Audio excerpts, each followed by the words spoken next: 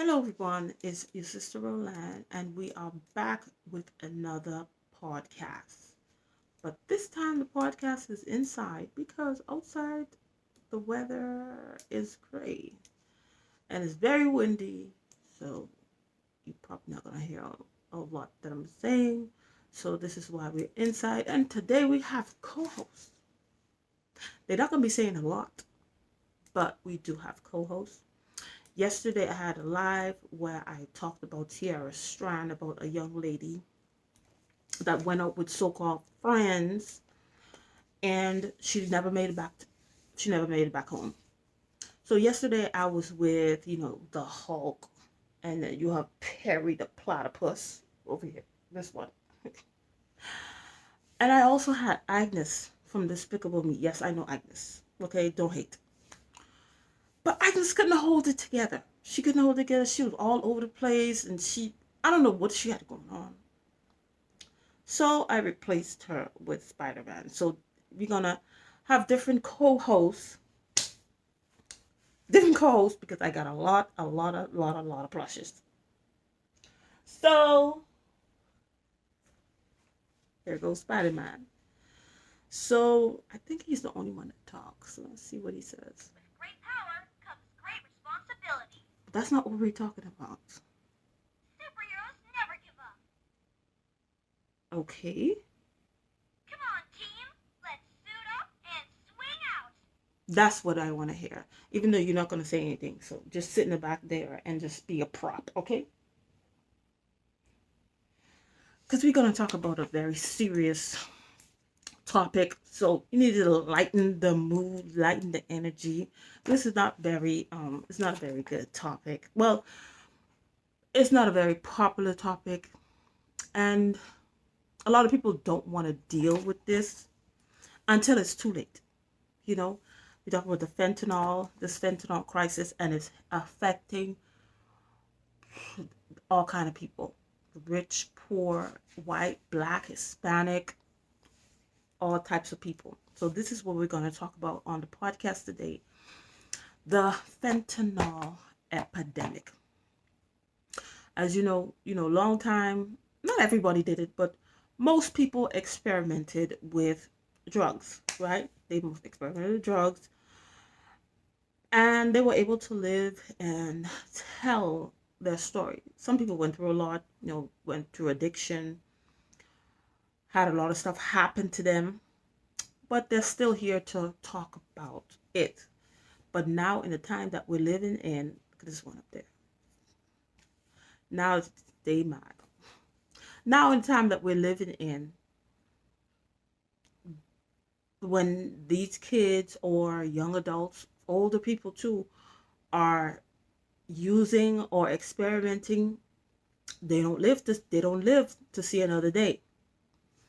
And this channel, there's a bunch of channels or a bunch of YouTube videos out there that's talking about this crisis. But Texas Pictures Documentaries, it came with a different angle because it actually has the families of these young adults, these children, yes, because so far, the youngest has been 13 years old that has lost their lives. And then they tell you, their experience, what their children went through, and they're telling you their story. Because many of them is when they lost their child. That's when they came to find out about this pill, this fentanyl, or whatever, and now they're becoming an advocate.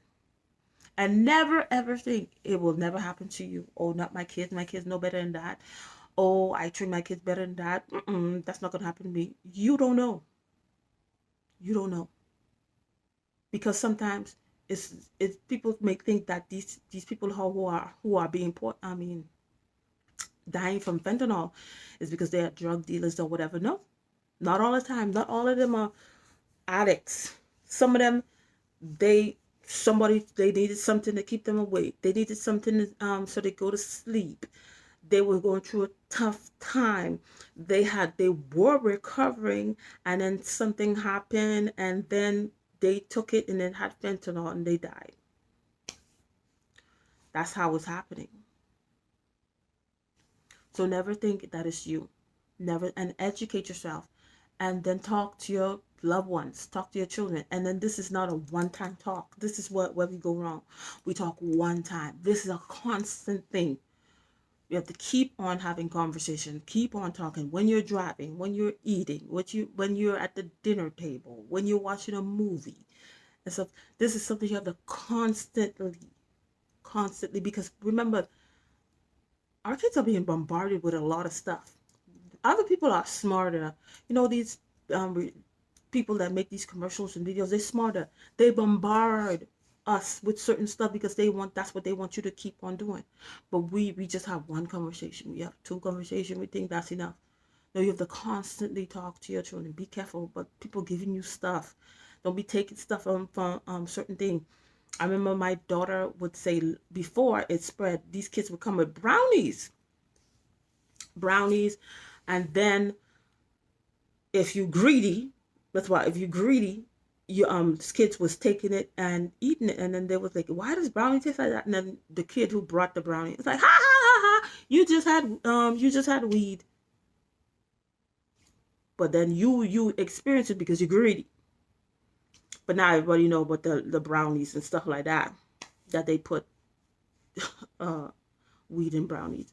But you don't know what other stuff that if you like to eat from people, anything people gives you, you don't question stuff like that. They could put anything in there, and sometimes by the time you figure out, it's too late for you. So just gonna highlight. This is probably not gonna be a long podcast, but just to highlight, the first time I watched this YouTube channel, it's called Texas Pictures Documentaries. You should subscribe to it. The first time I watched it, the story was about Noah Rodriguez. He was I think he's 15 years old. And what stood out, because it's a lot of stuff that stood out. I don't want this podcast to be too long. But the mother said when the pandemic came, everything got shut down. And then that pandemic affected a lot of kids in a lot of negative ways. But anyway, he started spending more time on the basketball court. He started spending more time in the basketball court, and then hanging and spending more time on the basketball court. He started hanging with certain kids. And then in the majority of these stories, these kids always started off with smoking reefer. People could make all type of excuse. Oh, it's from the earth and stuff like that. That is a gateway drug, whatever you want to say, whatever excuses we want to make. Especially when these kids at a young age are using it. That's a gateway for them to enter into. Because if you could do that, if people can convince you to do that, they can convince you to even take this little pill. And remember, and some of these people, they lost their life. Half a pill. It wasn't even a whole pill. And they were gone. So that was a gateway drug. So yeah, he started hanging out with certain people, and then he started smoking weed and stuff like that. And then that's what he got. I think they found out that he was doing drugs when he had his overdose, the first overdose. It might have been fentanyl. Where they had to put him in a deep coma. He had to learn how to walk over again. He had to learn how to do everything. And this was a few months before he actually died. So he almost died, and they was praying for him. And then, he was able to come back to life, able to walk again and stuff like that.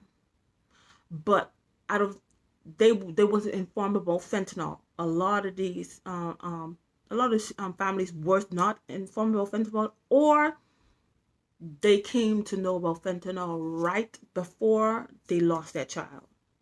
So they wasn't really educated that much. And it's not really a lot of education. People are not educated about this. People don't want to be educated about it until tragedy happens. And then that's when you up all night researching why you have to take that. You don't have to listen to me. You don't have to listen to the whole podcast. Just listen to the stories. Listen to those stories. Have your kids listen to those stories. And don't ever think, Oh, my child is in elementary. They don't do something. Do you know where those other kids, what households they are coming from? You don't know. You can only vouch for your home. You can't vouch for other people's home. Even if the person is your family member, even if they live next door to you, you be spying on them, listening to their business, like some of y'all be doing. I be doing it too, so don't mind me. You don't know their household. You don't know what they do in their household. You don't know at all. So don't wait till it's too late to get educated. Especially you have younger people, because you know they're impressionable. It doesn't take much to convince a young adult, a young child to do something. Don't take much at all, period. So he was able to get back on his feet. And I remember she said it was like a week, the mother, a week or 2 weeks before he died, they was talking about fentanyl, and then how people would give people stuff and they would have fentanyl in it. And then she has a little daughter. She's telling her daughter, anytime anybody give you anything, don't take it. Don't take stuff from people. And then she said her son was there, and he stick his head out because he's washing the dishes. And then she's like, you too, you don't take stuff from people. And she was like, a week or 2 weeks later, he was gone. He was at somebody's house, and they called her. She had just finished had a baby. They called and say, the mother of whoever, and this is nothing, parents be having kids over. They don't know what's going on in the room. The room is locked. The door is closed. I dare you close the door in this house. Even when my kids sleeping, they can't close the door. And I don't know what you, and I have friends over. Anyway, I was raised, we could never have friends coming over. When I was getting raised up, I did the same thing. Friend coming over here. Like friends coming over to stay, go in the room, sleep over. No, I don't, because I don't know what you're bringing in. I don't know how you are raised. I don't know. Now, when my kids get older, they could do that. But as for me, that's why I'm here. I supposed to protect you. You're not coming in my house to do foolishness. And this a lot of stories. That's how these stories is. They are at a friend's house, and then they doing these drugs. And like, where are the parents? With the other parents? That's why you see you can't be sending your kids, letting your kids go anyway, because you don't know these other parents how they raise their kids. If they don't care, they probably let the kids be doing whatever it is in their room, and they don't say a word. So the mother of the kid that he was at the house, she called us like, I've been doing CPR on your son for 20 minutes, and all he's been doing is vomiting. And then she's like, please don't stop, please. And then she's like, I'm tired because nothing is happening. And the mother was like, please don't stop, please do not stop.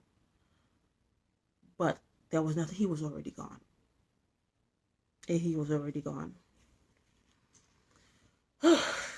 That was something. And then you have another story of Andron Petway the second. This one, and then all these kids are under the age of 18, except for one. She had just turned 18 when that happened to her. But Andron Petway was already, he was already deep into, according to the family, doing drugs. And he was 17. He was a known addict. That's alarming. Well, the family didn't go into too much detail with certain stuff that they left out. But what stood out in he was at another friend's house, and then the family, I believe it's the mother or a family member who was a woman at the house, called the police. And you could get the recording of the police call. And then the police was saying, no, the dispatcher, excuse me, the dispatcher was trying to educate her on how to do the CPR, because you need to do CPR because he was in the room unresponsive for Lord knows how long. I don't know if people saw him then, probably thought he was sleeping, or probably knew he was gone, and then didn't care. That's the next thing. Your friends with people, your kids are friends with people that don't care about them, but nobody gonna say a word. So she's on the phone. They trying to tell her, how to do CPR. Now, if you have done CPR before, do the training for CPR. They give you the doll. You have the baby doll, the child doll, and the adult doll, depending on who's your instructor. Some people might just have the adult and the child, or the adult and the baby. But when you're doing that, when you're doing the CPR, you're going like that, like it's a sound that you make, and you could hear that you're doing CPR, right? So the dispatcher is telling the lady to do, this is how you do it. You're supposed to count and then do it, and then she supposedly say okay, and then you don't hear the grunting, you don't hear that noise that you're making when you're doing the CPR, and then the lady's like, "Ma'am, are you doing this?" She didn't do anything. And it could be the fact that she didn't do anything because she knew he was gone. He probably was already cold to the touch, or he is already going to rigor mortis. But then to pretend like, you doing CPR when it's clear, if you have had CPR training, when you go listen to the story, it's clear that she wasn't doing anything. She wasn't doing nothing, period. Pretending like she was doing something. And then the parents was calling, trying to get through the grandmother. It was not good. Uphill. Some of them they thinking they getting perk or Xanax, and then it's laced. It's laced with some foolishness. So, and then there's another young lady by the name of Deli Bonnets. She was on TikTok. She had I think she had a few thousand followers. I think it was like 8,000 or 10,000 followers that she had on Instagram, TikTok. And then what stood out about this story to me is that with Deli Bonnet, the mother said she had, they were into this, they was playing with this Ouija board and stuff like that. And it seemed like the Ouija board probably summoned something in the house. It made her scared. It was like she was so scared of the home. It wasn't like that before, but it was like haunted. And then she got so scared. She prayed one day, and then she had a premonition. Like she had a premonition. And I don't think she didn't have kids at that time yet. And she had a premonition that she was going to have a daughter. Her daughter was going to die in a car accident at the age of 18. So she was like, she carried that for the rest of her life. So when she had her first child, but the child died earlier. So she thought that, okay, then this has passed for me. My daughter died. So she came and had Deli came afterwards. And then I don't know if she probably forgot about it or whatever. She probably forgot about it because she probably thinking, since I had that first child, that child died. So now, which is a curse if we're gonna talk, because this is a biblical perspective. That was a curse. That was a curse of death when she used the Ouija board that she didn't know. You didn't know. Certain stuff we get into these spirituality things, they satanic things. We don't know these things have spiritual consequences. And then when you use that Ouija board, you channel something. But the thing is, you don't know what you're channeling. So they actually channel a spirit of death that came to claim her child, her firstborn child. And then not knowing if she had known, probably could have prayed against it or whatever. But we're not even going to get into that. That's a whole other podcast. But that was actually a spirit of death that came out of the thing. That's why she was so afraid. And it stayed there until this girl turned 18. Because remember, she had the dream. And what happened, she actually didn't get an accident. She had just turned 18. And she got in this accident, but she didn't die in the accident. It was like the car was total loss. The mom said the car was total loss, but she didn't die in the car accident. She was so distraught. She was so upset and stuff like that. So the mom told her, go in her room Go to a room, everything gonna be fine. She's just gonna call insurance. At least you're here. That's what the mom was telling her. She went in her room, not knowing that in her room she had pills, and unfortunately, the pills that she had were laced. And then while the mom, trying to figure out what to do with the car and stuff like that, it was a few, I think like an hour, a few hours.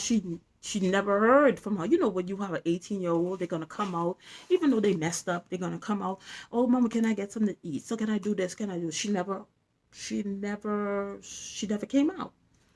And then when she went in her room, she knew. And then this was a lot of the parents find their kids gone. It don't have to happen to you. It doesn't have to happen to you. And she found, and she was gone because she took up, to probably make her go to sleep, calm her down, whatever she used, because different people use different drugs for different stuff. And she was gone. She just got in a car accident, similar to what the dream had said. And then the last but not least, but it's still more. This was one of the youngest so far. Let's say so far because we don't know how this is going to go. He was 13 years old. Kason Villarreal, 13. The family found out on Snapchat going to a friend house, another friend house, going to a friend house. And then they were doing whatever they were doing. And I think he took perks. And one of the perks were laced and died by the floor. They took his so-called friends, took pictures, video pictures, whatever, and posted it on Snapchat. Say, oh, I hate perks. Perks took my twin. So the brother of the casing was on Snapchat and saw it, and then called his mom, say, Mom, did you know this is going on? That's how. And then they see her son, their brother, laid out on the floor, gone. Kids using that to go viral. And that's not important. That's not important enough to talk to your kids about having certain friends. And it's only going to get worse. Because people, why they lacing these stuff with fentanyl? Because even if fentanyl doesn't kill you, the people that actually do take it, it makes them look like zombies, because it's not meant for the human body. And then where they use it for surgeries and stuff like that, these people literally you have to be they have to be careful. They have to be suited all up, several gloves to eat. That's how strong this fentanyl is. And then you have people in whatever laboratory that they're lacing, and then now they're lacing everything. But it's like fentanyl, even weed.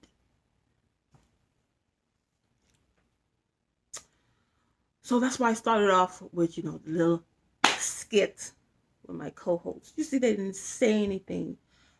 This one, stay my. I don't know what his problem is. And Perry there with the big eyes. That's why I want to lighten the mood, because this is not a very good topic to talk about, but it needs to be talked about. So that's all I had to say in this podcast. Thank you for everybody tuning in. I know, Spider-Man is very happy that you guys stayed and tuned in. You have anything else to say? With great power comes great responsibility. Okay, we're going to finish on that though. So thank you for watching, and I'll see you in another podcast. Bye.